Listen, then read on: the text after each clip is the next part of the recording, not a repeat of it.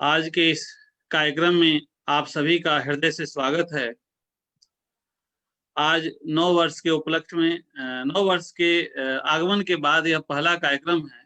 आप सभी को 9 वर्ष की शुभकामनाएं, आप सभी को सादर प्रणाम। आज की कार्यक्रम, आज के इस पुस्तक लोकार्पण की शुरुआत के पहले मैं कुछ पंक्तियां पढ़ना चाहता हूं। आप उस भूमिका को समझ जाएंगे कि ढीली करो धनुष की डोरी तरकस काकस खोलो। किसने कहा युद्ध की बेला चली गई, शांति से बोलो। किसने कहा और मत बेधो हृदय, वहनी में शर से, वहनी के शर से भरो भुवन का अंग कुसुम से, कुमकुम से केसर से। कुमकुम किसे लेपूं, कुमकुम लेपूं किसे सुनाऊं, किसको कोमल गान। तड़प रहा आंखों के आगे भूखा हिंदुस्तान। आगे भी इसी की आगे पंक्ति है कि तिमिर पुत्र ये दस्यु कहीं कोई दुष्ट कांड रचेना। सावधान हो खड़ी देश भर में गांधी की सेना। बलि देकर भी बलि स्नेह का यह मृद व्रत साधो रे। मंदिर और मस्जिद दोनों का एक तार बांधो रे। समर शेष है, समर शेष है नहीं पाप का भागी केवल व्याध। जो तटस्थ है समय लिखेगा उनके भी अपराध। जो तटस्थ है समय लिखेगा उनके भी अपराध। ये दिनकर की, राष्ट्र कवि रामधारी सिंह दिनकर जी की ये पंक्तियां समर शेष है पुस्तक से, उनकी कविता से है। मैं आज इसे इसलिए दोहरा रहा हूं क्योंकि आज जिस पुस्तक का लोकार्पण है उस पुस्तक का नाम भी समर शेष है। और सच में जो रचनाकार है वह रचनाकार कैसे तटस्थ रह जाए, जब समय को देखे, जब उसका हृदय विधता है तो कैसे वह रुक जाए, उसकी लेखनी कैसे रुक जाए। रचनाकार डॉक्टर उषा किरण जी के शब्दों से आप सबका पुनः स्वागत करूंगा कि पाया क्या है हमने सोचो कि अभी समर तो शेष है। काल दंड के भाल पर अंकित करना विशेष है। महासमर है सामने बुलंद कर तुम हौसले। उठो अब न देर कर सजे हुए हैं काफिले। सच में यही तो लेखनी का धर्म है, यही तो कवि का धर्म है, यही तो रचना धर्मिता है। सामान्यतः जब कर्तव्य और धर्म की बात आती है तो कर्तव्य का अभिप्राय उनके कार्यों से होता है जिन्हें करने के लिए व्यक्ति नैतिक रूप से प्रतिबद्ध होता है। इस शब्द से वह बोध होता है कि व्यक्ति किसी कार्य को अपनी इच्छा, अनिच्छा या केवल बाह्य दबाव के कारण ही नहीं अपितु आंतरिक नैतिक प्रेरणा के कारण भी करता है। अतः कर्तव्य के पार्श्व में सिद्धांत या उद्देश्य की प्रेरणा होती है। लेखिका कवयित्री डॉक्टर उषा किरण जी ने अपने इस पुस्तक से उसी कर्तव्य का पालन किया है। तो आज हम सभी उस उनकी पुस्तक के लोकार्पण के अवसर पर उपस्थित हैं। आज मैं सर्वभाषा ट्रस्ट की ओर से इस कार्यक्रम की अध्यक्षता कर रहे हम सभी के अभिभावक आदरणीय श्री अशोक लवसर का हृदय से स्वागत करता हूं, सादर प्रणाम करता हूं। मैं हृदय से स्वागत करता हूं और सादर प्रणाम करता हूं डॉक्टर विद्याबिंदु सिंह जी का।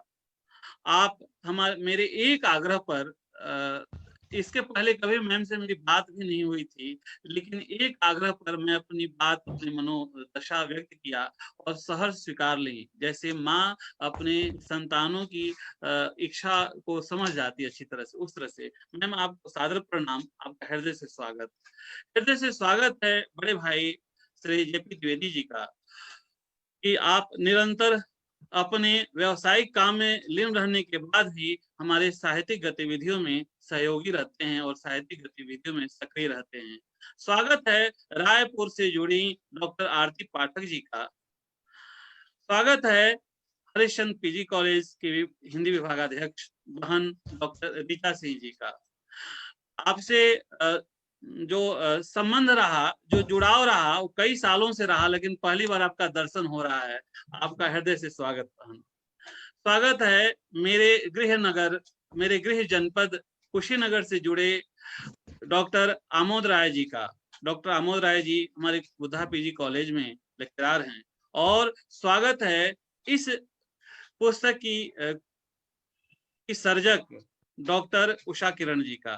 डॉक्टर उषा किरण जी का नेटवर्क थोड़ा सा डिस्टर्ब था, लेकिन इनके रिएक्शन से पता चल रहा है कि मेरी आवाज उन तक पहुंच रही है। यह मेरे लिए सच में बहुत सुखद है। आपका हृदय से स्वागत। यह निश्चित ही एक महत्व अवसर है हमारे लिए भी कि उषा किरण जी की इसके पहले कई रचनाएं, कई पुस्तकें प्रकाशित हुई हैं, लेकिन सर्वभाषा ट्रस्ट को यह मौका मिला कि इनकी पुस्तक समर शेष है प्रकाशित किया जाए। मैं कार्यक्रम आप लोग लोकार्पित करें पुस्तक को, उसके पहले मैं इनकी पुस्तक को एक छोटा सा 20-25 सेकंड का एक वीडियो तैयार किया हुआ हूँ। आप सबकी अनुमति चाहूंगा कि मैं उस वीडियो की दिखाऊं। सर अगर अनुमति हो तो मैं दिखाऊं उसे।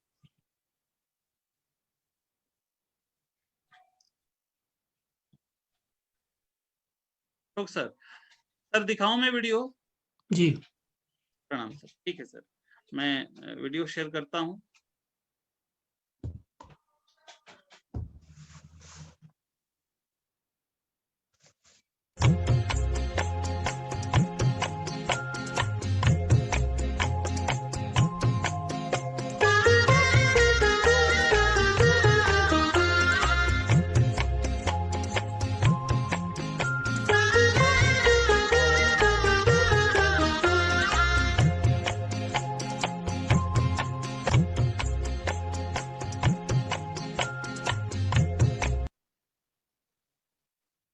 अब मैं आग्रह करूंगा आप सभी से, जिनके पास यह पुस्तक पहुंच चुकी है, क्योंकि पीडीएफ तो सबके पास लगभग पहुंच चुकी है, लेकिन हार्ड कॉपी कुछ लोगों के पास नहीं पहुंची है। जिनके पास पुस्तक पहुंच चुकी है वे पुस्तक हाथ में लेकर के लोकार्पित करें। कवयित्री महोदया से भी आग्रह है कि आप भी अपने पुस्तक को लोकार्पित करें। आरती पाठक मैम के पास रायपुर बहुत पहले पहुंच चुकी है, 2-3 दिन पहले भी। क्या बात।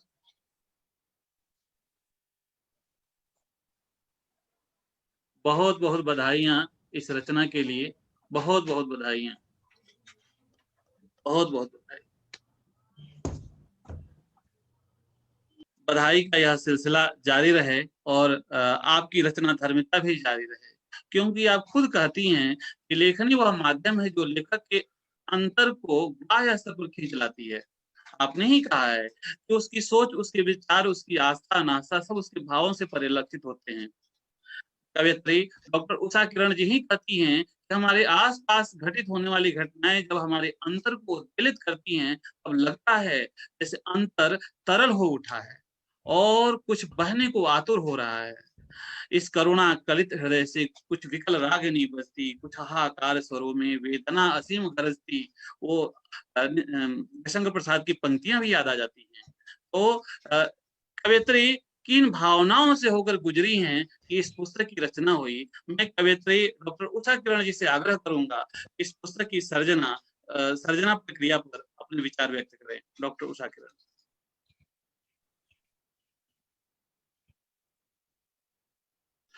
आप म्यूट हैं, एक बार अनम्यूट हो लीजिएगा।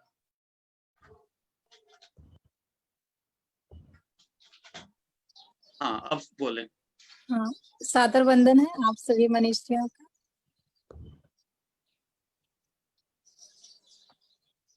हाँ अब आपकी आवाज प्रॉपर आ रही है, बोले। जी,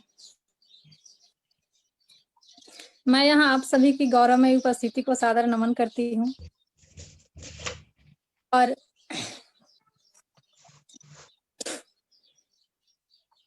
आप सभी मनीषियों के कर कमलों में मेरी यह पुस्तक पहुंच पाई, यह मेरे लिए बड़े गौरव की बात है। और जहाँ तक इस पुस्तक के प्रकाशन की बात है, मैंने केशव भैया के हाथ में यह सौंपा और उन्होंने प्रकाशन से लेकर आज तक के कार्यक्रम के लिए जो मेहनत की है, उसके लिए मैं उनको बहुत बहुत उनका आभार व्यक्त करती हूँ।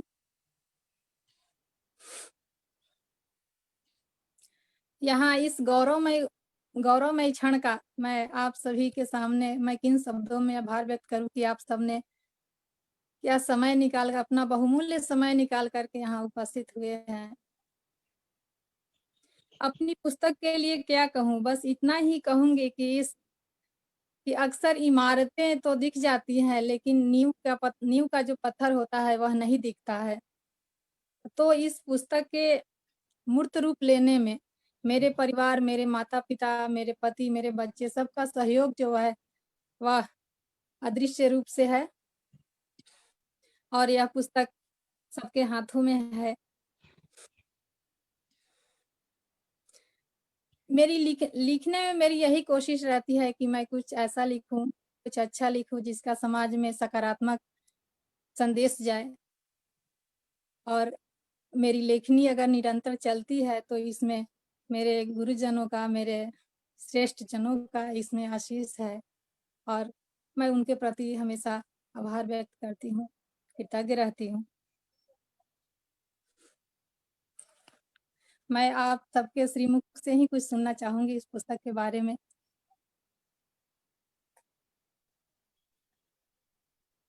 बहुत बहुत धन्यवाद, बहुत बहुत आभार। और मैं सबसे पहले मैं आग्रह करूंगा हरिश्चंद्र पीजी कॉलेज वाराणसी में हिंदी विभागाध्यक्ष हम सब की बहन आदरणीय डॉक्टर ऋचा सिंह जी से कि आप इस पुस्तक पर अपने विचार व्यक्त करें। प्रणाम। आप सभी को प्रणाम। नव वर्ष मंगलमय हो। सर्व भाषा ट्रस्ट के द्वारा आयोजित इस लोकार्पण समारोह के इस वर्चुअल कैंपस के साहित्यिक मंच पर मैं विद्वत समाज का स्वागत करती हूँ। आदरणीय डॉक्टर अशोक जी, डॉक्टर विंदा बिंदु सिंह जी, डॉक्टर आमोद कुमार राय जी, डॉक्टर आरती पाठक जी, भाई श्री जेपी द्विवेदी जी, कवित्रयी डॉक्टर उषा किरण जी और संयोजक मेरे भाई केशव मोहन पांडे जी, मैं आप सभी को प्रणाम करती हूँ। आप सभी को बधाई देती हूँ। सर्वप्रथम सर्व भाषा ट्रस्ट का बहुत बहुत आभार, जिसने ऐसा मंच प्रदान किया जहां हम सारे एकत्रित हो सके। स्वनाम धन्य उषा किरण जी को समर शेष के लिए हार्दिक बधाई देती हूँ। समर शेष, जैसा कि नाम से स्पष्ट है कि युद्ध अभी बाकी है। दिनकर जी की लाइनें याद आती हैं, समर शेष है नहीं पाप का भागी, केवल व्याघ्र तटस्थ है समय लिखेगा उसके अपराध। समर शेष पर बात करते हुए मैं बताना चाहती हूँ, हालांकि पीडीएफ मुझे मिला, 82 कविताओं का यह संग्रह है।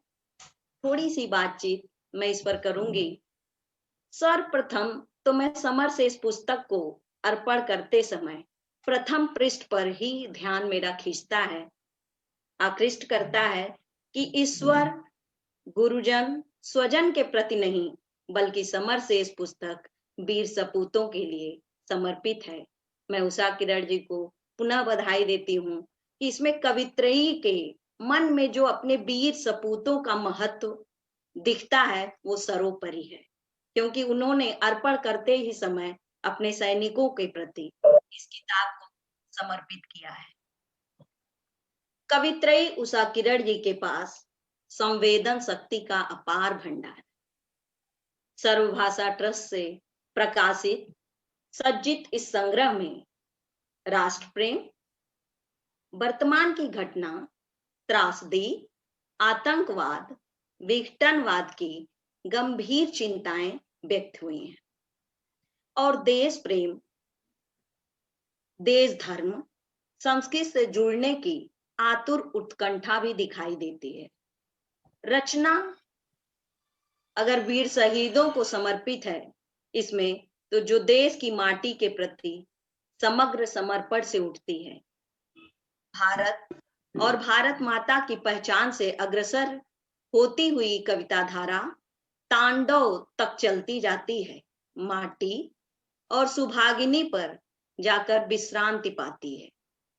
मेरी बात नाम से जब कवित्रयी स्वगत कथन में कहती है, तो जैसे लगता है कि कवित्रयी अपने चतुर्दिक घटित होती हुई घटनाओं से प्रस्थान करके विसंगतियों, वर्तमान चुनौतियों को शब्दबद्ध करने की कोशिश में संलग्न होती है।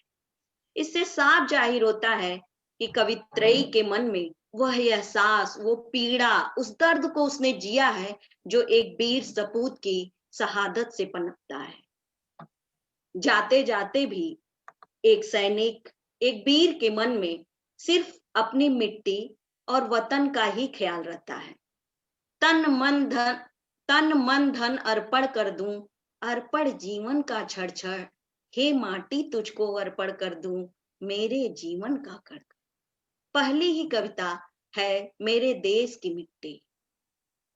उर्वरा अपने देश की मिट्टी, पावनता है चंदन की, ईस यहीं अल्लाह यहीं, गाऊं गीत में बंदन की।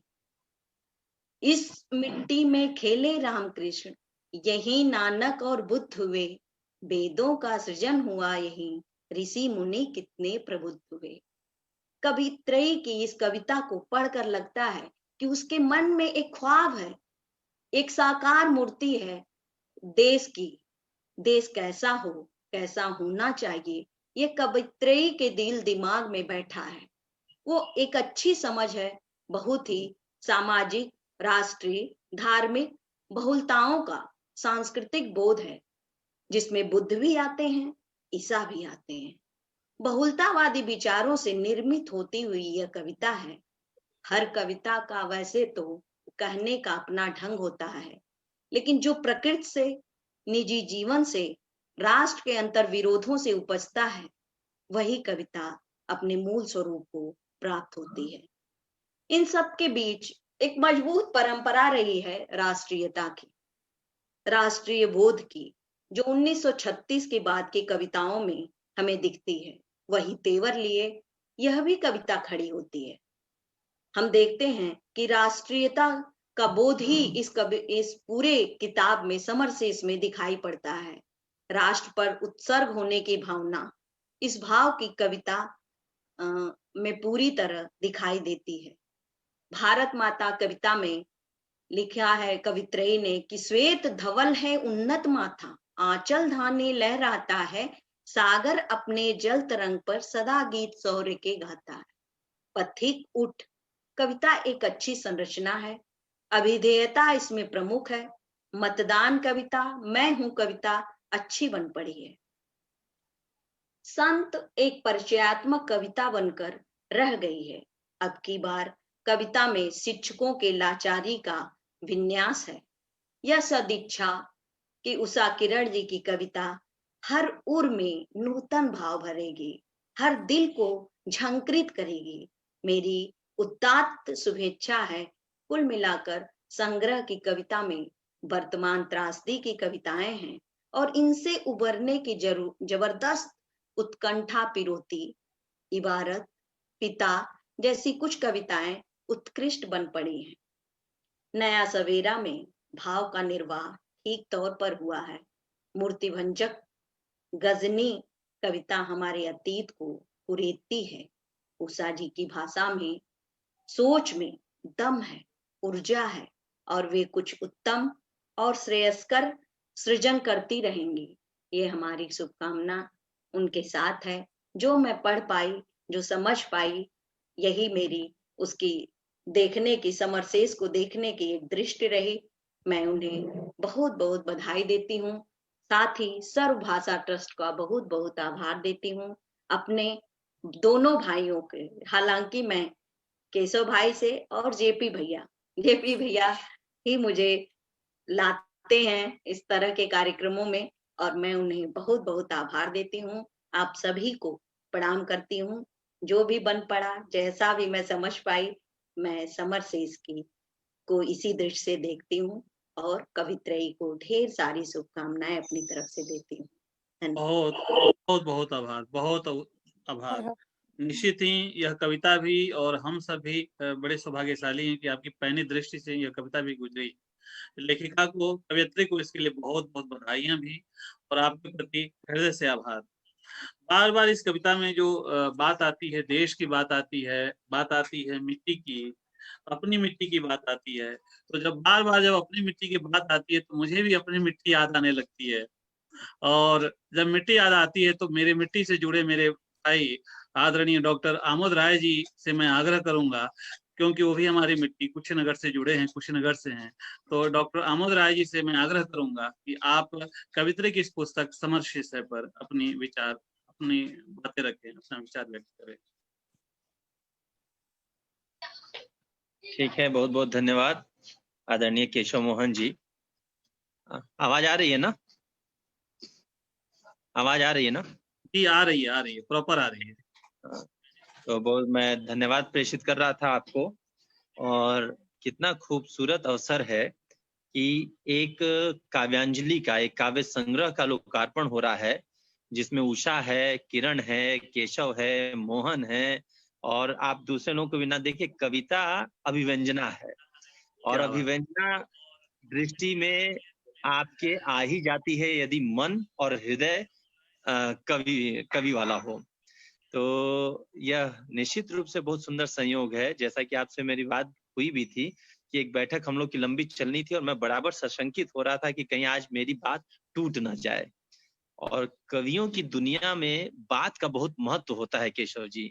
ये उषा मैडम के लिए भी मैं कह रहा हूँ, क्योंकि कविता जब आप लिखते हैं ना, तो जब कविता लिखते हैं तो सत्य पकड़ कर लिखते हैं।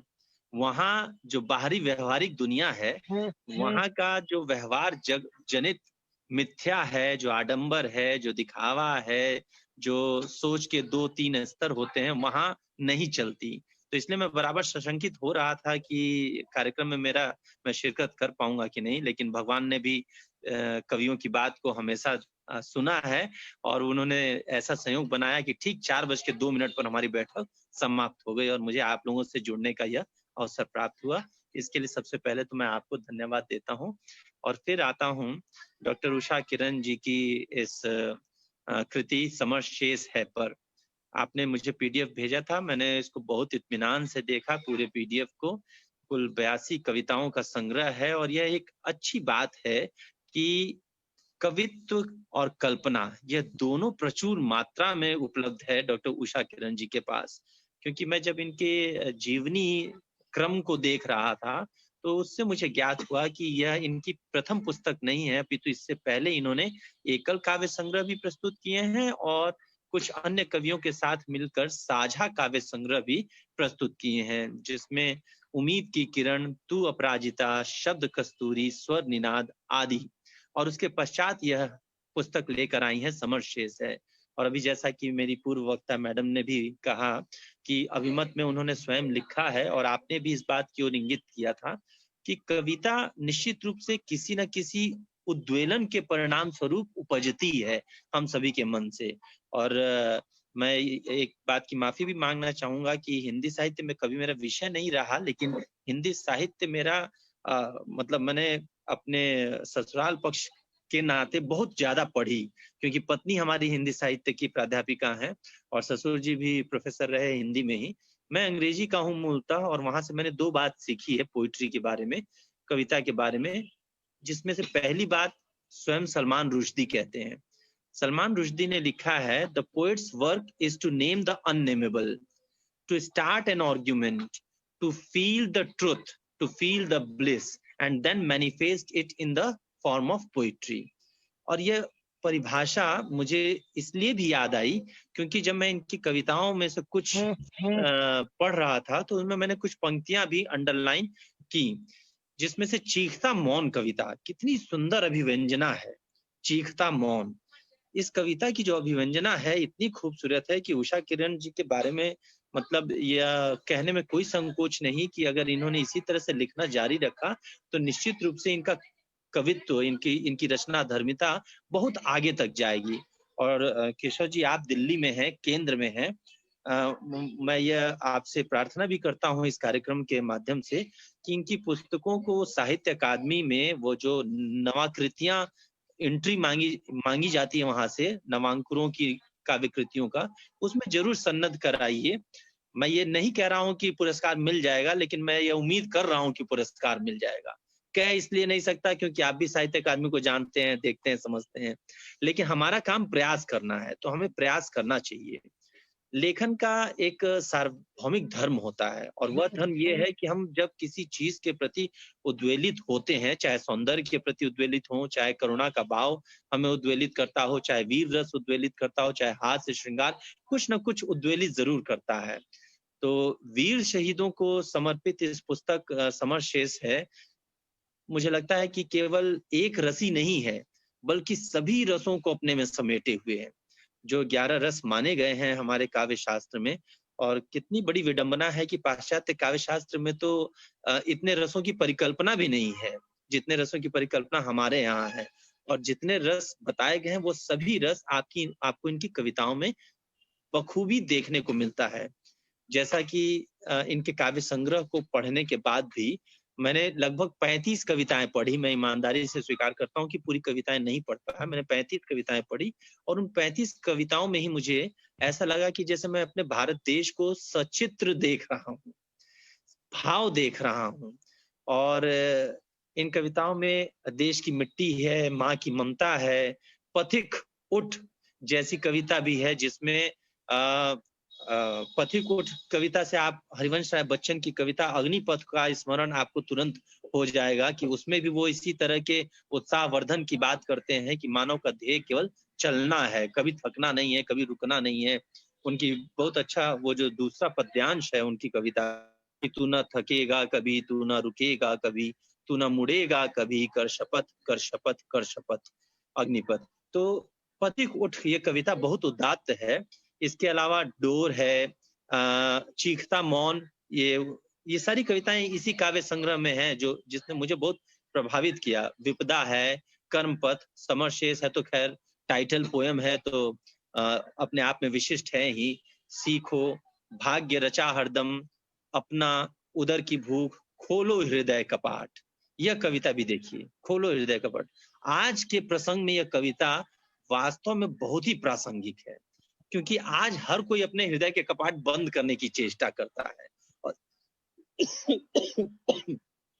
और कवित्री ने ठीक इसके उल्टे हम लोगों से यह अपील की है कि हमें अपने हृदय कपाट खोलने चाहिए। जीवन का और विश्व के किसी भी देश का धर्म और कर्म, जब आप अपना हृदय कपाट खोलते हैं तभी उदात्तता हासिल कर पाता है, तभी वो एक सब्लिमिटी के लेवल तक पहुंचता है।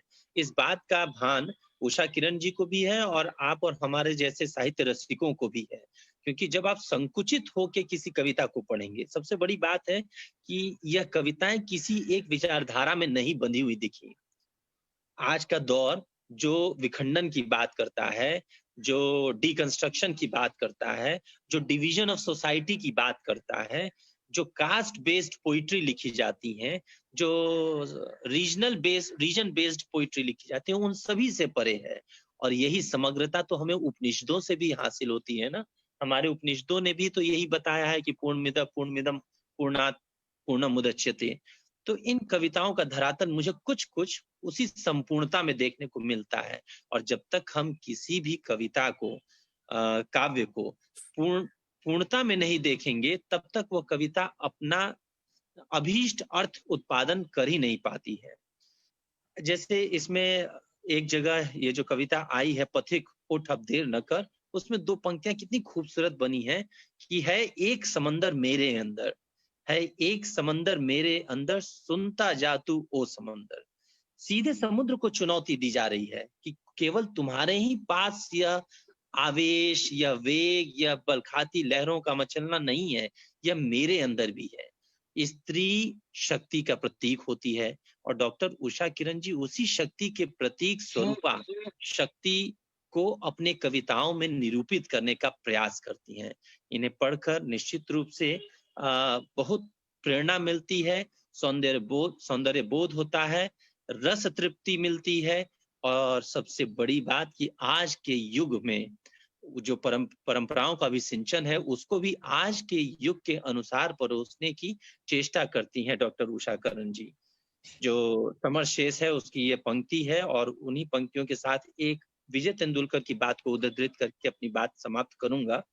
पहले तो इनकी पंक्ति समर शेष है से, पाया क्या हमने सोचो कि अभी तो समर शेष है, अभी समर तो शेष है। पाया क्या हमने सोचो कि अभी समर तो शेष है, काल दंड के भाल पर अंकित करना विशेष है। ये जो दूसरी पंक्ति है इसका मर्म समझिए, काल दंड के भाल पर अंकित करना विशेष है। आपके अंदर बहुत क्षमता है, आपके अंदर बहुत ताकत है, बहुत वैचारिक उन्नति है, बहुत कल्पनाशीलता है, लेकिन आपने अभी तक अपना निशान छोड़ा नहीं है सभ्यता के शिलापट पे। वो छोड़ना है, यह संकल्प जिसके अंदर है तो वह संकल्प निश्चित रूप से पूर्ण होगा। और वह संकल्प हमें इस काव्य संग्रह से तो देखने को मिल ही रहा है। उषा किरण जी, मेरी बहुत ढेर सारी शुभकामनाएं है आपको।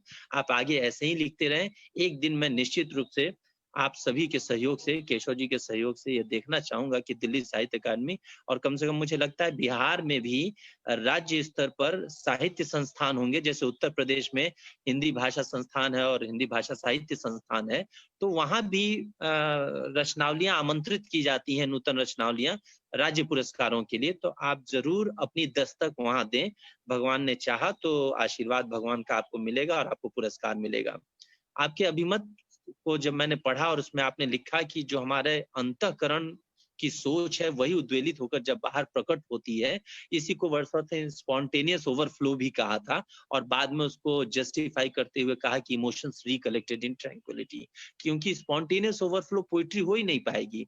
भाव तो आ जाएंगे लेकिन आपको उन्हें सब शब्दों में सहेजना पड़ेगा, छंदों में सहेजना पड़ेगा। तो विजय तेंदुलकर की एक बात जो उन्होंने अपने नाटक silence the court is in session, शांत कोर्ट चालू आहे, मराठी नाटककार हैं विजय तेंदुलकर जी, उन्होंने उसकी प्रस्तावना लिखते वक्त लिखा था कि लिखना मेरी नियति है, लिखना मेरी नियति है। यह मेरे लिए ठीक उसी समान है जैसे मछली का जल में तैरना, जैसे पक्षी का आकाश में उड़ना और जैसे किसी अबोध शिशु का माता की गोद में किलकारी करना। तो मुझे लगता है उषा किरण जी, आपके लिए भी लेखनी इतनी ही सरल है, कल्पनाशीलता आपकी अच्छी है। तो इस सरल लेखनी को आप निरंतर अभ्यास से और परिमार्जित करते रहिए, आगे बढ़ते रहिए। ऐसे ढेर सारे शुभाशीष के साथ मैं इजाजत मांगना चाहूंगा अपने भाई केशव मोहन जी से। मिट्टी वाले भाई हैं तो इसीलिए आपसे इजाजत मांगता हूँ। बहुत बहुत बहुत आभार भाई जी, बहुत बहुत आभार। और सच में बहुत ही कम समय में बहुत ही गहनता से आपने इस पुस्तक को देखा है और निश्चित ही उषा किरण जी के लिए सौभाग्य की बात है। और जैसा कि आपने प्रेरित किया, प्रयास भी किया जाएगा ऐसा। और मैं भी सौभाग्यशाली होऊंगा कि यहाँ से प्रकाशित पुस्तक साहित्य अकादमी से पुरस्कृत हो। हमारे लिए भी गौरव की बात होगी, सौभाग्य की बात होगी। बहुत बहुत आभार भाई। अब मैं जिस व्यक्ति को मैं चाहता हूँ उनकी बात को हम लोग सुने, उनके लिए कुछ शब्द नहीं, मतलब शब्द शून्य पड़ जाते हैं। मैं इस कार्यक्रम की अध्यक्षता करे आदरणीय श्री अशोक लव सर से चाहूंगा, क्योंकि उनका स्वास्थ्य थोड़ा ठीक नहीं है आज। तो सर फिर से जुड़ेंगे, अंत में अपना आशीर्वाद देने हमारे साथ जुड़ेंगे।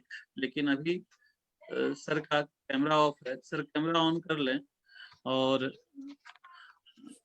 सर ऐसे ही प्रेरित करते रहते हैं हम लोगों को भी काम करने के लिए निरंतर। जैसे आपने अपनी पुस्तक विजित तुम्हें ही होना है में अपनी कविता में जैसे आपने लिखा है डॉक्टर उषा किरण जी कि हे वीर पुत्र तुम मनु के अधीर से क्यों हो रहे हो, देख सामने प्रलय को धैर्य निज क्यों खो रहे हो, जीव के धनी तुम देखे कितने प्रलय, देखे कितने प्रलय प्रभा, तब तेरे निश्चय अटल थे कहाँ किसने भरी आह। ऐसे ही सर भी आदरणीय अशोक लव सर भी हम लोगों को प्रेरित करते रहते हैं, हम लोगों को आगे कुछ न कुछ करते रहने के लिए। सर से अब आग्रह है कि सर अगर सुन पा रहे हो तो अपना कैमरा ऑन कर लें और अपने आशीर्वाद के 2 शब्द बोलें।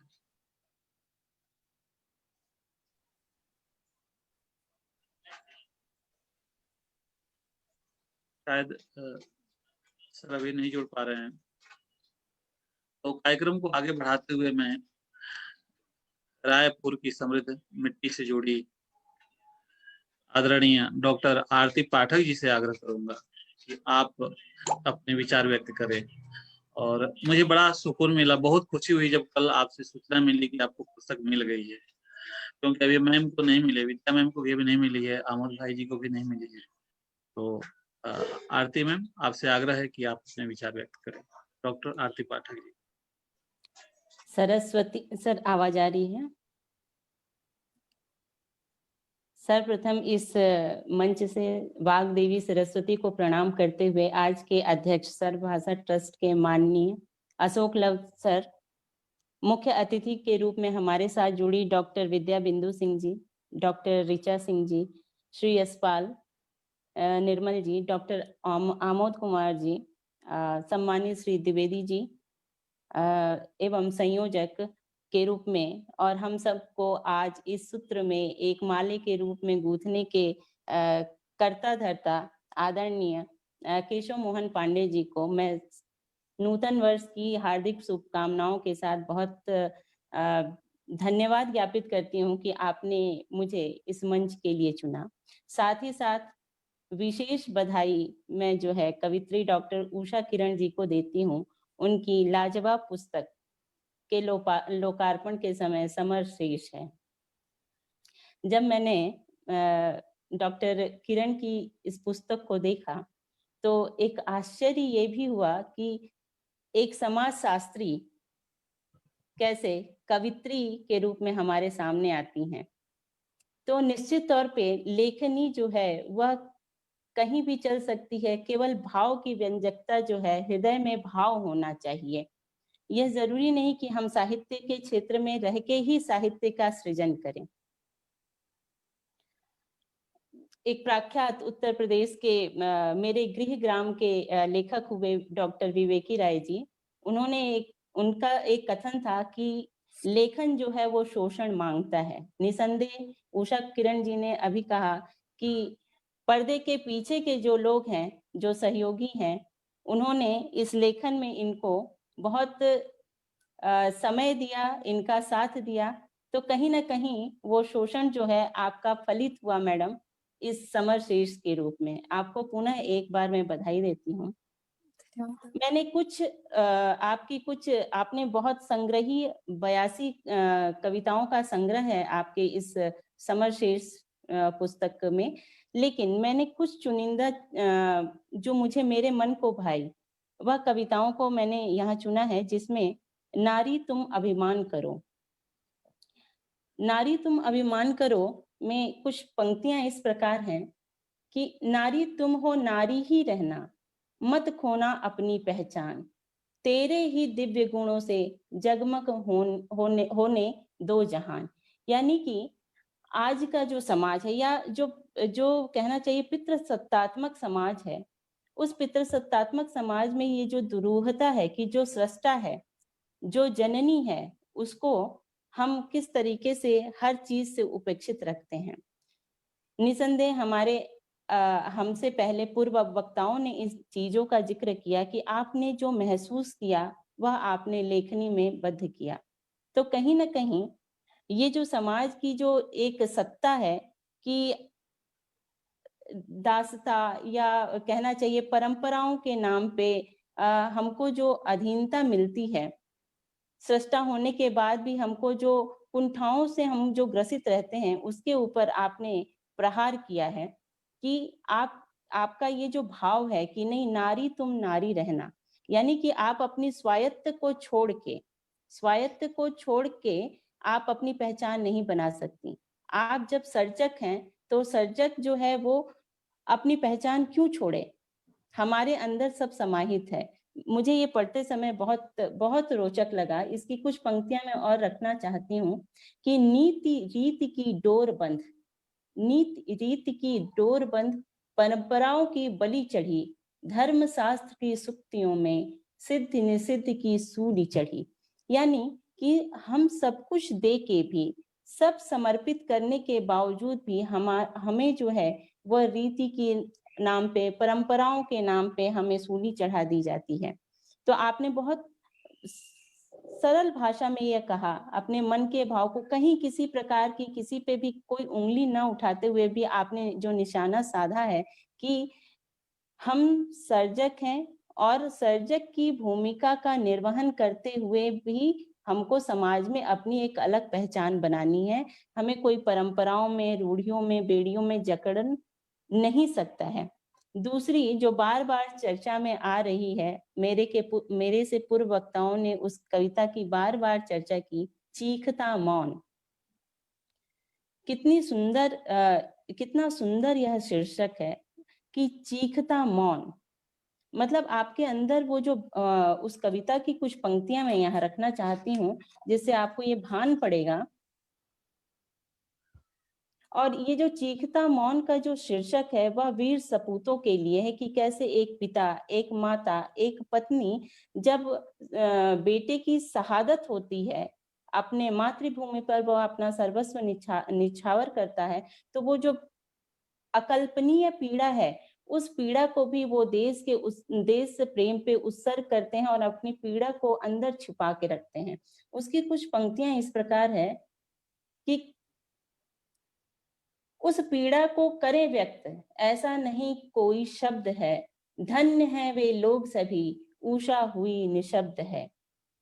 बेटे को फौजी बनाना है, भले पति को खोया है, वतन पर सब कुर्बान, भले ही दिल ये रोया है। मतलब कि अगर पुत्र जो है राष्ट्र के लिए अपना सब कुछ उत्सर्ग कर देता है, तो वह गौरवमयी माँ, वह पिता, वह पत्नी, किसी भी प्रकार का उनके मन में एक लेश मात्र भी कहीं तनिक भी उनको दुख या एहसास नहीं होता, या जो उनको करुणा उनके मन में आती है, जो भाव उनके मन में आता है, वो समाज में उसको छुपा के रखते हैं। यानी राष्ट्र प्रेम की जो भावना आपने अपने कविताओं, लगभग आपकी हर कविता जो है, जैसे भारत का पैगाम जो है, इसमें भी तुच्छ या महान, ये तिरंगा, ये जो शीर्षक के द्वारा आपने कविताओं की रचना की है, वह कविताएं निसंदेह आज के युवाओं के लिए एक मार्गदर्शन का काम करेंगी। आज का युवा जो भटकाव की स्थिति में है, आज का युवा जो दुविधाओं में है, विसंगतियों का शिकार हो रहा है, जिसमें मानवीय मूल्यों के साथ साथ मुझे लगता है समर श्रेष्ठ कविता जो है वो मानवीय उदात्त मूल्यों के साथ साथ भारतीय संस्कृति का भी बीजारोपण युवाओं में करने में समर्थ है। उसका एक कारण मुझे जो समझ में आया वह उसकी सरल भाषा का होना है। सारी कविताओं की जो रचना है वो इतनी सरल और सहज भावाभिव्यक्ति में हुई है कि जैसा कि अमोज जी ने कहा कि वह हिंदी के हालांकि उनका साहित्य से रिश्ता है, पर वो अंग्रेजी साहित्यकार को उन्होंने ज्यादा पढ़ा है, क्योंकि व्यक्तिगत शोध और व्यक्तिगत रुचि के कारण उन्होंने हिंदी साहित्य भी पढ़ा। परंतु उनके जैसे और भी जो पाठक वर्ग हैं, वह भी जब इस रचना को, इस काव्य संग्रह को हाथ में लेंगे, तो निसंदेह एक सरसरी निगाह से वो पूरी 82 कविताओं को पढ़ना चाहेंगे कि वो इतनी रोचकता, भाषा की जो सजीवता है, सरलता है, उसमें देखने के लिए जो मिलती है। दूसरा एक मुझे जो बहुत पसंद आया वह जो कविता है कर्मपथ। कर्मपथ भी उषा जी की लेखनी से वह जो कविता का निर्माण हुआ है, निसंदेह मैं युवाओं को लेके खासकर बात करना चाहती हूँ, क्योंकि आज के जो हमारे युवा हैं, आज जो समाज विकसित हो रहा है, वह नैतिक पतन वहाँ बहुत ज्यादा देखने के लिए मिल रहे हैं। तो उषा जी ने कुछ लाइनें वहां लिखी हैं कि मन में जो संकल्प भरोगे, मन में जो संकल्प भरोगे, हार निराशा जाएगी, किरण उम्मीद की फूट पड़ेगी, सामने भोर मुस्कुराएगी। आज ये जो कोरोना का जो समय है, या जो आज के युवा हैं, उनमें एक शब्द जो है बहुत कॉमन है, डिप्रेशन। छोटी छोटी बातों में वो इतने बड़े शब्द का प्रयोग करते हैं कि हम डिप्रेस हो गए, हमको टेंशन है। और वहां उस चीज को खत्म करने के लिए लाइन इतनी मुझे सुंदर लगी कि मन में जो संकल्प भरोगे, यानी वो एक दिशा निर्देश कर रही हैं उन लोगों के लिए कि कोई भी चीज, कोई भी कार्य असंभव नहीं है। हालांकि वो बिहार से हैं। बिहार का एक उदाहरण मैं कर्मपथ के सामने रखना चाहूंगी कि जिस सम्माननीय मांझी ने एक पूरे जीवन में अपने पर्वत को एक काट के एक रोड का निर्माण किया, इतना दुरूह कार्य जब हो सकता है, तो ऐसे छोटे छोटे ऐसे कोई भी विघ्न बाधाएं जीवन में नहीं है जिसको संकल्प शक्ति से, जिसको कर्म के प्रधानता के बल पे हम उसको पा न पाए। ऐसा कोई असंभव नहीं है। इंग्लिश में इम्पॉसिबल जो शब्द है वो अपने आप में आई एम पॉसिबल है। उसी को इंगित करते हुए उनका यह जो संदेश है कर्म पथ मुझे बहुत बहुत पसंद आया। और समर शेष है, यह तो कविता का टाइटल ही है, और समर शेष की ये लाइनें मुझे फिर से वहां ले जाती हैं कि डर की लकीरें मिट जाएंगी, डर की लकीरें मिट जाएंगी तेरी दो निगाहों से। यानी कि अगर आपके अंदर स्फूर्ति है, आपके अंदर दृढ़ इच्छा शक्ति है, तो आप राई को भी पहाड़ और पहाड़ को राई बनाने की क्षमता रखते हैं। जैसा कि ये कोरोना काल में आपकी पुस्तक निसंदेह लोगों को इतना अवसाद ग्रसित लोगों को बाहर लाने का काम करेगी। एक तरीके से मनोचिकित्सक के रूप में मैं इसको देख रही हूँ। कुछ लाइनें इतनी बेजोड़ हैं कि अगर उसको ग्रहित किया जाए तो निसंदेह बहुत बहुत ऊर्जा से हम भर जाते हैं। जैसे डर की लकीरें मिट जाएंगी तेरी दो निगाहों से। आप व्यक्ति के अंदर की जो स्व प्रेरणा है उसको जगाने का कार्य कर रही हैं इन लाइनों के माध्यम से। साथ ही एक आपने महावीर, आपने माँ, पिता, माटी, सपूत, तिरंगे, ऐसी छोटी छोटी भावनाओं को अपने कविताओं के माध्यम से व्यक्त किया है। परंतु जहां आपकी लेखनी ऐसी चली है वहीं आपकी लेखनी महावीर के दर्शन के ऊपर भी चली है। आपकी एक कविता है महावीर का दर्शन।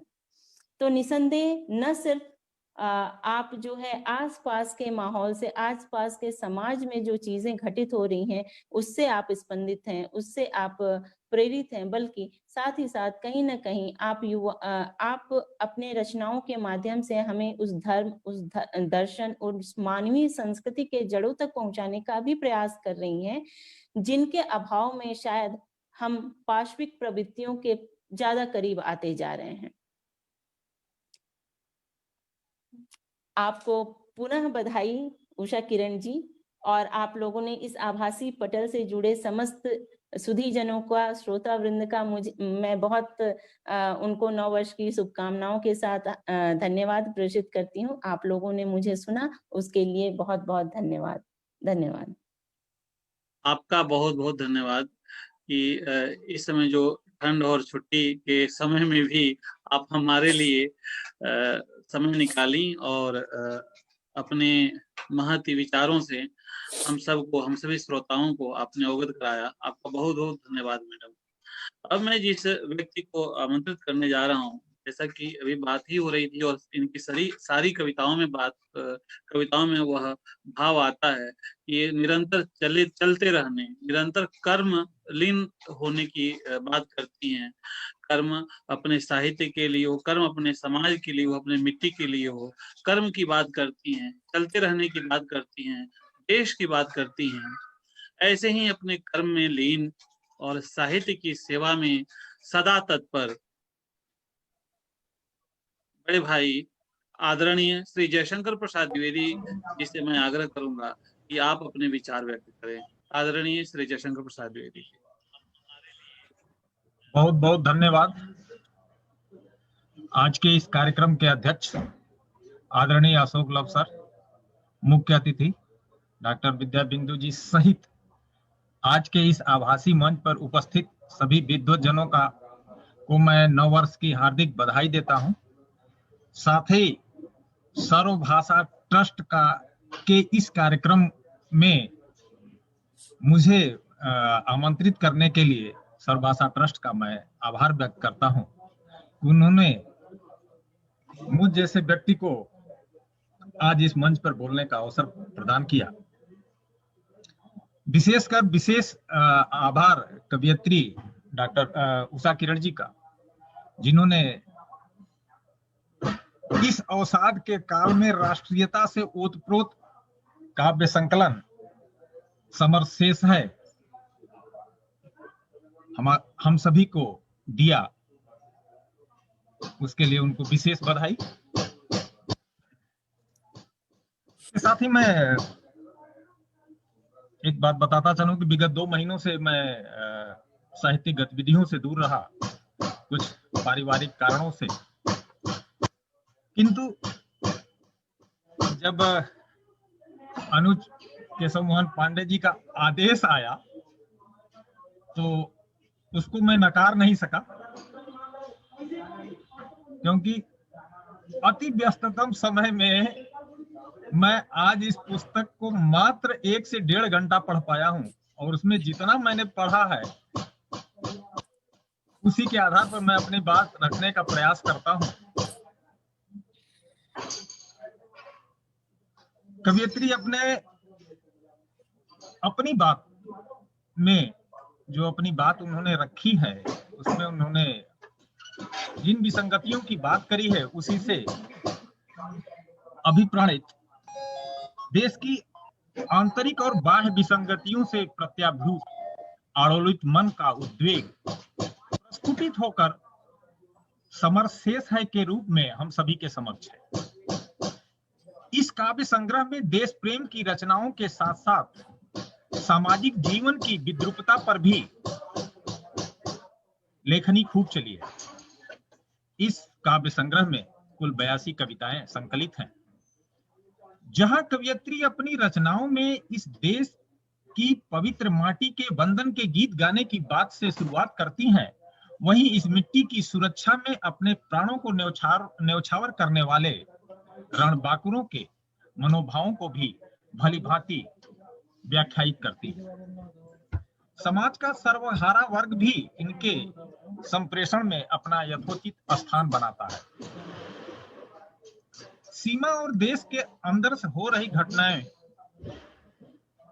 से आहत कवियत्री देश के नियंताओं के समक्ष अपना प्रश्न बेहिचक रखती है। आखिर कब तक भारत माँ बेटों का शोक मनाएगी? आखिर कब तक भारत माँ बेटों का शोक मनाएगी? वहीं देश के गद्दारों को धिक्कारते हुए बार बार छले जाने की बात सभी के समक्ष कवियत्री निष्प्रिय भाव से रखती है। हमने तो हर बार है हारा, हमने तो हर बार है हारा, अपने घर के गद्दारों से, माटी का सौदा करने वाले वतन के उन मक्कारों से। देश में नारियों के ऊपर हो रहे अत्याचारों से विक्षुब्ध कवियत्री नारी विमर्श पर खुलकर अपनी बात रखती हैं और इस समस्या से निपटने का उपाय भी बतलाती हैं। जहां एक और नारी को रणचंडी बनने को प्रेरित करती हुई कहती हैं, जब तलक नहीं हर नारी रणचंडी बन जाएगी, काटकर खूनी पंजे को भद्रकाली कहलाएगी। वहीं कवियत्री नारीत्व की भी बात करती है। नारीत्व तुम्हारा गहना है, इसका तुम अभिमान करो। इस संग्रह में कुछ रचनाएं ऐतिहासिक तथ्यों और ऐतिहासिक महापुरुषों के व्यक्तित्व की याद को फिर से ताजा कराती हैं। इसी क्रम में जलियांवाला बाग और राजा राम मोहन राय उल्लेखनीय है। यह संग्रह श्रम का भी मंत्र देता है, साथ ही संवेदनाओं से ओतप्रोत है। वह खींच रहा रिक्शा देखो, वह खींच रहा रिक्शा देखो, जीर्ण शरीर मन से लाचार है, पेट रक्त से वह भरता, इससे पोषित है परिवार। इसी के साथ मैं बहुत छोटे में अपनी बात को विराम दूंगा।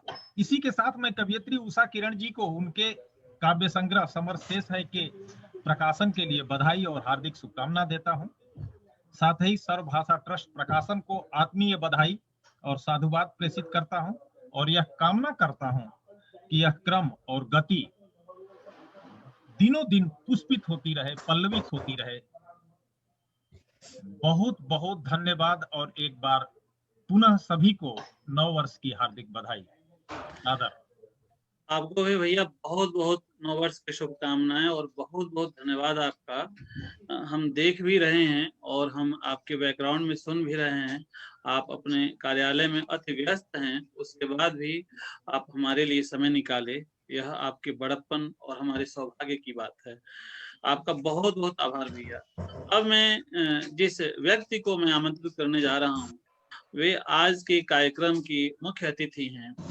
आदरणीय डॉक्टर विद्या बिंदु सिंह जी, आप वरिष्ठ साहित्यकार, विदुषी, आप भाषाविद और आप भाषा मर्मज्ञ के साथ उत्तर प्रदेश हिंदी संस्थान की भूतपूर्व संयुक्त निदेशक भी रही हैं। आपके सामने से अनेक रचनाएं, अनेक पुस्तकें, अनेक विधाओं की रचनाएं गुजरती रही होंगी और गुजरती रही भी हैं। आपके वक्तव्य हमारे लिए निश्चित ही संजीवनी का काम करेगा और निश्चित ही हमारे लिए ऊर्जादायी होगा। मैम, आपसे सादर आग्रह है कि आप अपने शुभाशीष इस पुस्तक की कवयित्री उषा किरण जी को और हम सबको दें। आदरणीय डॉक्टर विद्या बिंदु सिंह मैम।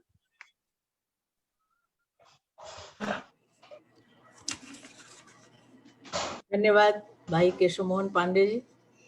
सादर प्रणाम। सर्वप्रथम तो मैं अंग्रेजी नव वर्ष की बधाई आप सबको देती हूँ। अपने भारतीय वर्ष की तो नवरात्र में, वासंती नवरात्र के समय पे देंगे। और हमारी बहन उषा किरण जी ने जो रचना दी है साहित्य जगत को, उसके प्रति आभार व्यक्त करते हुए उन्हें बधाई।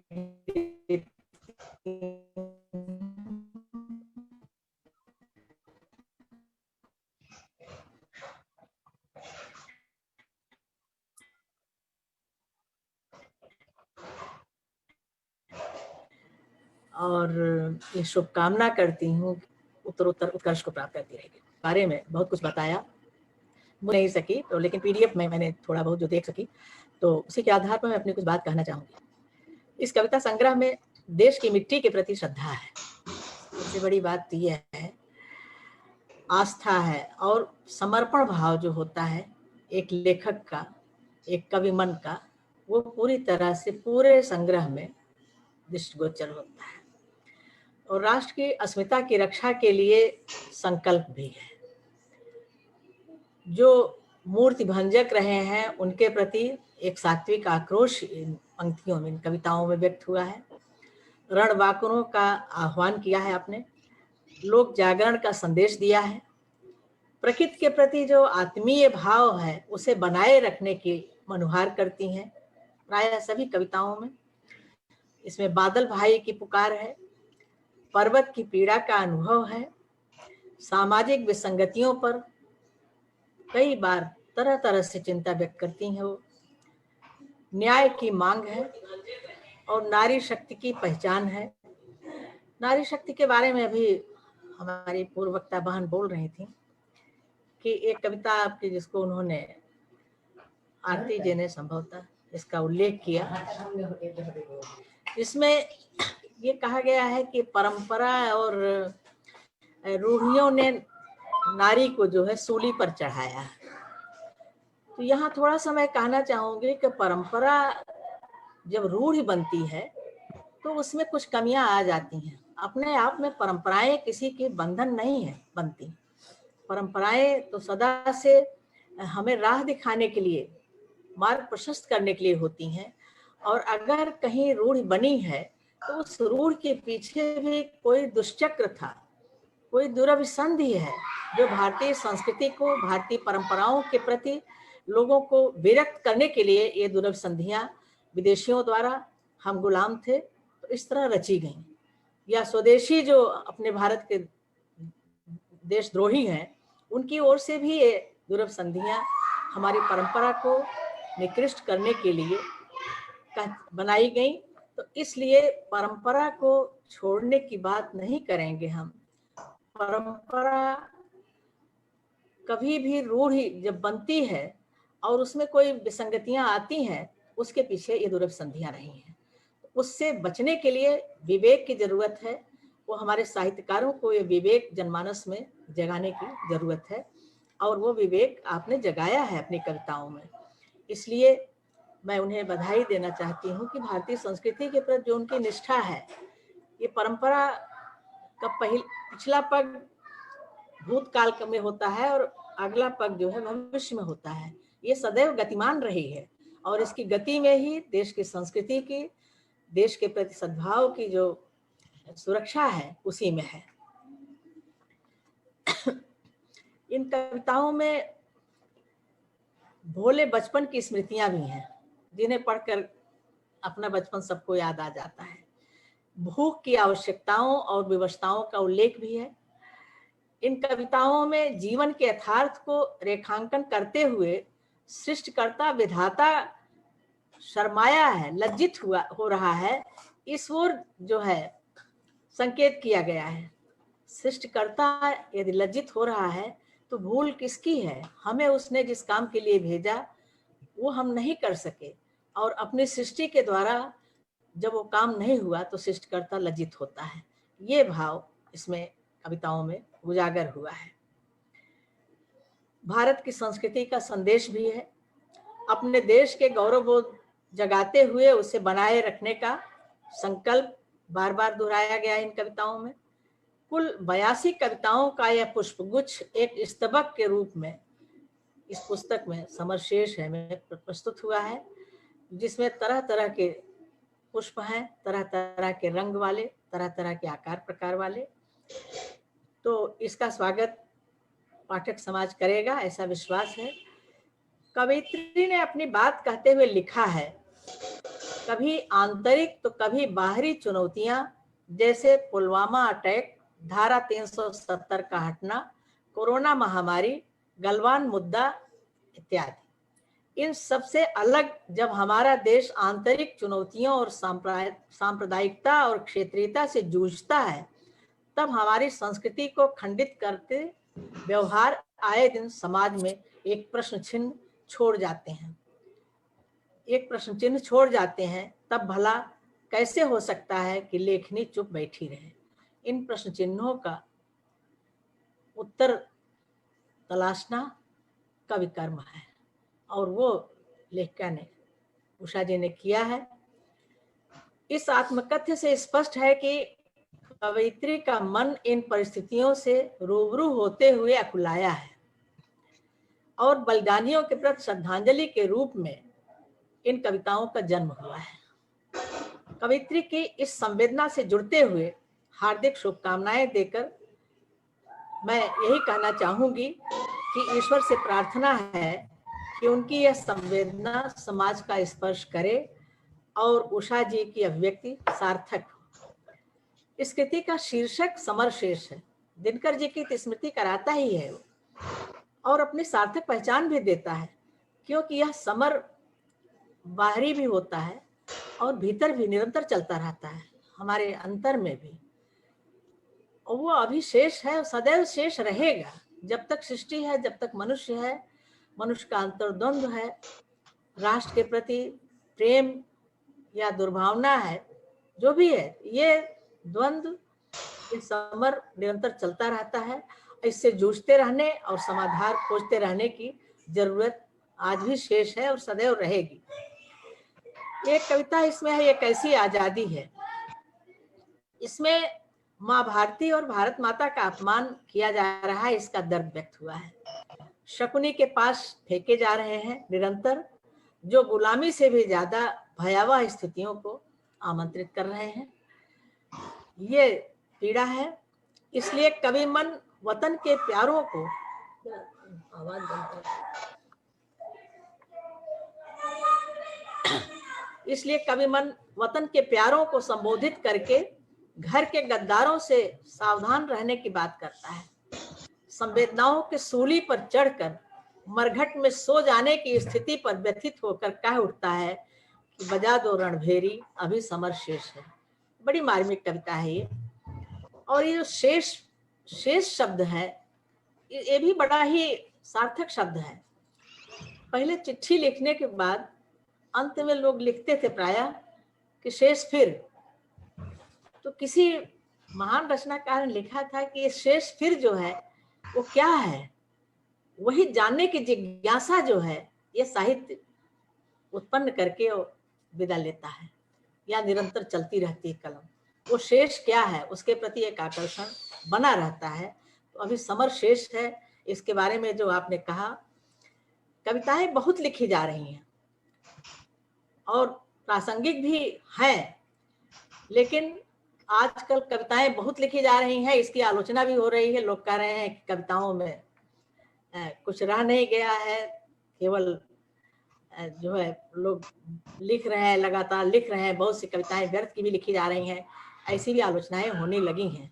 और कुछ लोगों ने तो यहाँ तक कहा कि कविता लिखना बंद कर देना चाहिए, गद्य लिखिए, वो ज्यादा सशक्त है।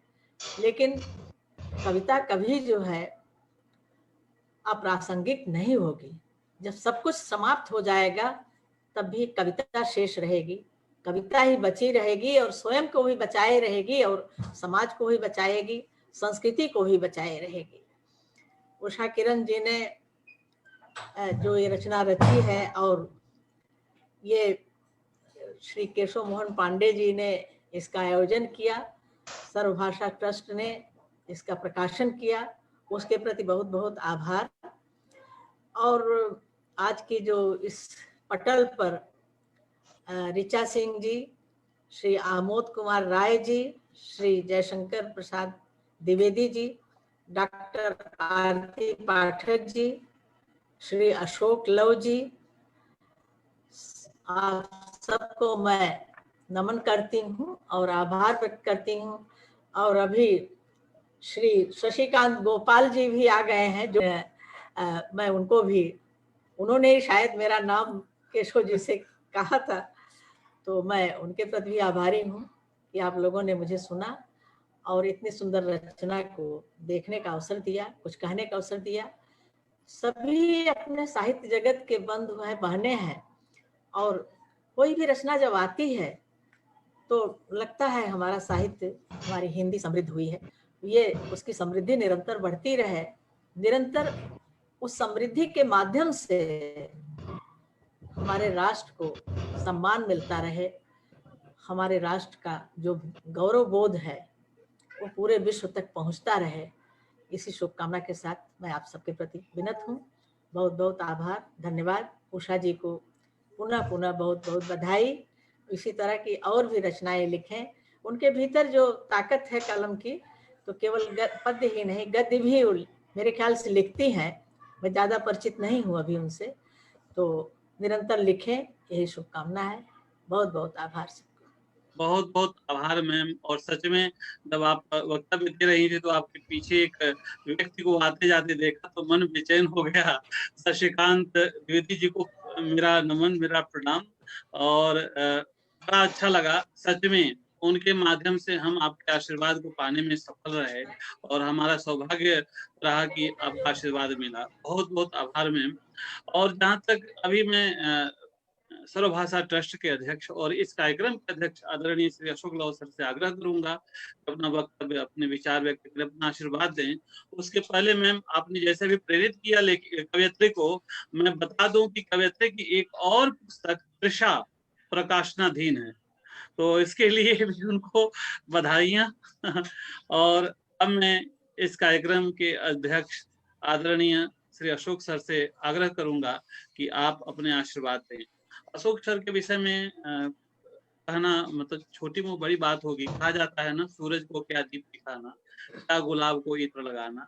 तो वहीं हालिया आरडीएन श्रीवास्तव सर हमारे साहित्यिक गुरु हैं, उनकी पंक्ति है तो कि ऐसे जो व्यक्तित्व होते हैं वो जहां भी, वो उस पारस की तरह से होते हैं, जहां भी लोहा देखते हैं उसको चमकाने का, उसको सोना बनाने के प्रयास में लग जाते हैं।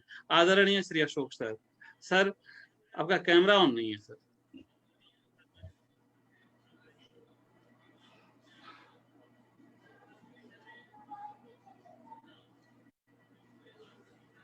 मैं एक बार, मुझे लग रहा है कॉल करना पड़ेगा।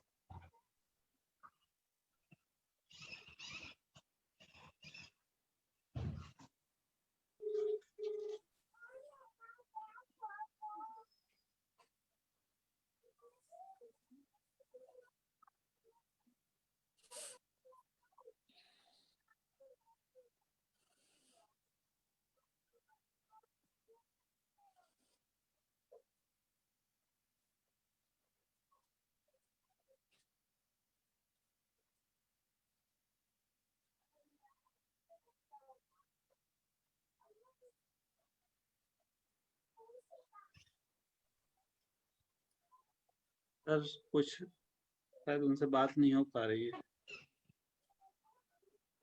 एक बार और ट्राई करता हूँ। तब तक जब तक मैं सर से बात कर रहा हूँ, क्या हम लोग उषा जी से उनकी इस पुस्तक से एक दो कविताएं सुन सकते हैं?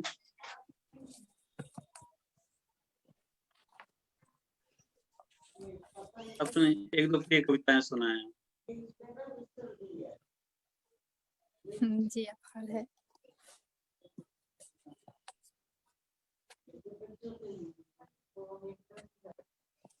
इसमें से मैं एक रचना पढ़ती हूँ, सोचता कागा। इसी पुस्तक की रचना है, क्योंकि हम लोगों का देखा हुआ है कि पहले नई नवेली दुल्हने कौवों को कहती थी कि कौवा बताओ कि क्या मेरे आज भैया आने वाले हैं, और भी तरह तरह के कौवों से पूछती थी बात, और दूध भात खिलाने का प्रलोभन देती थी। तो वही कविता मैं आप सबके समक्ष सुना रही हूँ। बैठ कंगूरा सोचता कागा मन में बात, बैठ कंगूरा सोचता कागा मन में बात, क्या नवेली लाएगी कटोरी भर दूध भात, क्या नवेली लाएगी कटोरी भर दूध भात। कहाँ करूं फरियाद की, कहाँ करूं फरियाद की, संदेशा मैं था लाता, बेतार का संचार नहीं था तब मैं ही था भाता, बेतार का संचार नहीं था तब मैं ही था भाता। नवेली नार थी पूछती, कवि जो है उन दिनों की बात याद कर रहे हैं। नवेली नार थी पूछती, सुन मेरे कागा भैया, क्या आती वह पाती जिसे लिखते मेरे सैया, दूध भात से भरी कटोरी, दूध भात से भरी कटोरी तब मैं तुझको दूंगी, अपने छोटे भैया को नैन निरख जब लूंगी, अपने छोटे भैया को नैन निरख जब लूंगी। यह बहुत दिनों की बात नहीं है, यह स्थिति हम लोग की भी देखी हुई है, क्योंकि तब मोबाइल वगैरह कुछ नहीं था, फोन वगैरह नहीं थे गांव में। न घर में आंगन ही दिखती नहीं नार नवेली, और आज जो स्थिति है उसको कौवा यानी कह रहा है, न घर में आंगन ही दिखती नहीं नार नवेली, बिन आंगन की बनी हुई है यहाँ अब तो सभी हवेली, बिन आंगन की बनी हुई है यहाँ अब तो सभी हवेली। नई नवेली नार दिखे ना सब दिखती है छोरी, नई नवेली नार दिखे ना सब दिखती है छोरी, मैं कागा सठिया सा गया या मति भ्रमित है मेरी, मैं कागा सठिया सा गया या मति भ्रमित है मेरी। बहुत बढ़िया, बहुत बढ़िया। एक और सुनाएं, एक और रचना सुनाएं आप, आग्रह है।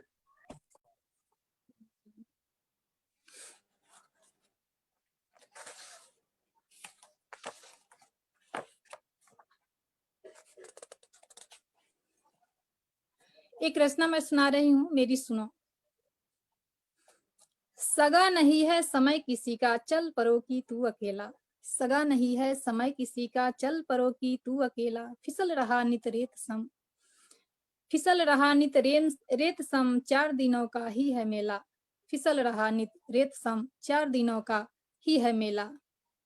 कर कुछ अंकित निज कर से, कर कुछ अंकित निज कर से, सामने समय का पृष्ठ स्वर्णिम, कर कुछ अंकित निज कर से, सामने समय का पृष्ठ स्वर्णिम, खोल चक्षु तज विहाग, लो मुस्कुराता प्रात अरुणिम, खोल चक्षु तज विहाग, लो मुस्कुराता प्रात अरुणिम। सींच भावों की धरा को, सींच भावों की धरा को तुम उर्वरा फिर से करो, सींच भावों की धरा को तुम उर्वरा फिर से करो, हर आस पल्लवित हो उठेगी प्राण फिर क्यों ना भरो, हर आस पल्लवित हो उठेगी प्राण फिर ना क्यों भरो। गम नहीं कि जिंदगी के बस 4 ही दिन मिले, गम नहीं कि जिंदगी के बस 4 ही दिन मिले, कम नहीं है कि कली जो 4 दिन ही खिले, कम नहीं है कि कली जो 4 दिन ही खिले। फिर कतरा कतरा जी उठो, फिर कतरा कतरा जी उठो, तू प्राण नौ भर कर चलो, फिर कतरा कतरा जी उठो, तू प्राण नौ भर कर चले, ऐ वक्त साक्षी तुम बनो कि अब न कोई और छले, ऐ वक्त साक्षी तुम बनो कि अब न कोई और छले। बहुत खूब, बहुत बढ़िया। अभी जैसे सर से हमारी बात नहीं हो पा रही, मुझे लग रहा है शायद स्वास्थ्य उनका वैसे ही ठीक नहीं था, तो अच्छा, इसलिए दिक्कत हो रहा होगा। तो आदरणीय डॉक्टर विद्या मैम से अनुमति लेते हुए कार्यक्रम को समापन की ओर ले चला जाए, और आपसे आग्रह करूंगा, इस समर शेष है कि कवयित्री से आग्रह करूंगा कि आगंतुकों के प्रति आप आभार व्यक्त करें, उन्हें धन्यवाद ज्ञापित करें। डॉक्टर उषा किरण जी। यह मेरे लिए कितने सौभाग्य की बात है, मैं शब्दों में व्यक्त नहीं कर सकती हूँ कि हमारे पितामह स्वरूप आदरणीय श्री अशोक लव सर जी की अध्यक्षता में और आपके संयोजन में यह लोकार्पण का कार्यक्रम हुआ। मेरे लिए यह मेरे जीवन का अविस्मरणीय पल है। आदरणीय जेपी द्विवेदी जी, डॉक्टर आरती पाठक जी और जो मुख्य अतिथि मैम थी उनको, और मैं नाम नहीं ले पा रही हूँ, क्षमा करेंगे। तो आप सभी आदरणीय के प्रति मैं इतनी कृतज्ञता व्यक्त डॉक्टर विद्या बिंदु मैम, जी जी और उनके साथ में ही बैठे हैं हमारे मित्र, मेरे आमोद भाई गृह जनपद के हैं और ये मेरे गृह नगर के हैं। जी जी। तो मैं बहुत कृतज्ञ हूँ कि आप सबने अपना बहुमूल्य समय निकाला और इस पल को अविस्मरणीय बना दिया मेरे लिए। यह मेरे लिए बहुत बड़े सौभाग्य की बात है। आप सभी का आशीष मिला, आशीर्वचन मैं कृतार्थ हुई। बस इतना ही कहना चाहूंगी कि आशीष बना रहे और मैं अपने लेखनी धर्म का निर्वहन करती रहूं। इस कार्यक्रम में उपस्थित आप सभी का हृदय से धन्यवाद। लेकिन सबसे पहले धन्यवाद इस कार्यक्रम के निमित्त बनी आदरणीय डॉक्टर उषा किरण जी को, कि उनके माध्यम से आप सबका आशीर्वाद मिला, आप सब जुड़ पाए। धन्यवाद भाई हमारे शशिकांत द्विवेदी जी का भी धन्यवाद। अशोक सर का भी उस स्वास्थ्य कुछ ठीक नहीं रहा होगा, इसलिए नहीं फोन भी नहीं रिसीव कर पा रहे हैं। आदरणीय मैम का धन्यवाद कि सच में जैसा कि शशिकांत भाई जी ने बताया था आपके व्यक्तित्व के विषय में, मैं वैसा पाया ही, एक बड़ी बहन, एक ममतामयी माँ की तरह से, कि एक बार मैं अपना आग्रह आपके सामने प्रकट किया, आप सहर्ष तैयार हो गई। यह हमारा सौभाग्य है, और आप सबका नेह, आप सबका आशीर्वाद, आप सबका प्रेम हम सब पर बना रहे, यही हमारे लिए ऊर्जा है। और कुछ हम जो भी कर पा रहे हैं इन्हीं सब के कारणों से। धन्यवाद अग्रज आदरणीय श्री जेपी द्विवेदी जी का, डॉक्टर आरती पाठक जी का, डॉक्टर आमोद राय जी का, धन्यवाद ऋचा सिंह जी का। यशपाल जी नहीं जुड़ पाए, जम्मू से नेटवर्क का कुछ इशू बहुत कम है, 2G वहां चलता है, इसकी वजह से। और फिर पुनः पुनः धन्यवाद आदरणीय डॉक्टर उषा किरण जी का। आप सबको बहुत बहुत धन्यवाद। आप सब इस पुस्तक लोकार्पण के शुभ अवसर पर पधारे, यह सौभाग्य की बात है, और यह सौभाग्य हमें मिलता रहे, आप सबका आशीर्वाद मिलता रहे।